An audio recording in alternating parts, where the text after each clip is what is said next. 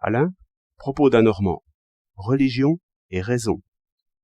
Il y a deux remèdes aux passions, qui sont religion et raison. Pour la raison, chacun sait bien ce que c'est, quoique le remède ne soit pas toujours facile à appliquer.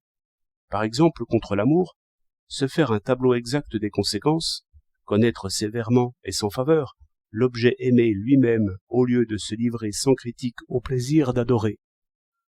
Finalement, comprendre sa propre sottise et la contempler avec suite.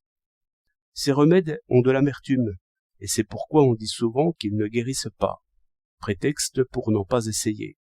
Pareillement, si un homme ou une femme s'attriste de ce qu'il se voit vieillissant en dedans et dans l'apparence extérieure, par la raison, il doit considérer le changement universel, la succession des âges et des générations, et accepter ces lois comme il accepte les phases de la lune. Car cela n'est ni bon ni mauvais, c'est ainsi. Et après cela, il pourra dire aussi, comme le vieux Sophocle, en pensant à l'amour, « Me voilà délivré d'un terrible maître », et autres consolations honorables. L'autre méthode, pour se consoler, est de se rendre tout à fait fou. Les ivrognes la connaissent bien. Mais les émotions de la religion donnent une ivresse bien plus puissante, et bien moins contraire à la santé. Supposons une guerre.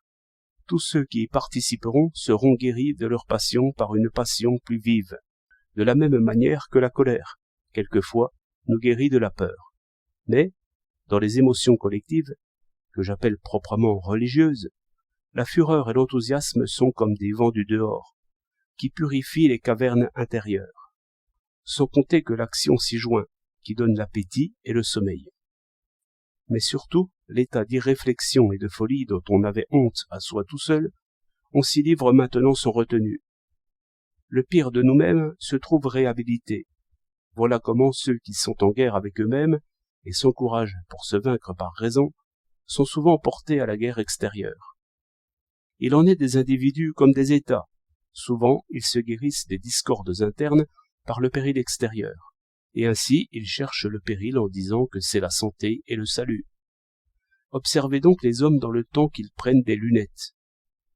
Souvent, vous les verrez blâmer ce qu'ils ont approuvé, et désirer même un dictateur et les jeux de la force. Signe certain qu'ils ne savent plus se gouverner eux-mêmes. Comme ce Talleyrand qui passait sa nuit au jeu parce qu'il ne pouvait dormir. De tels hommes, à l'âge critique, sont dangereux pour les nations. 19 décembre 1912.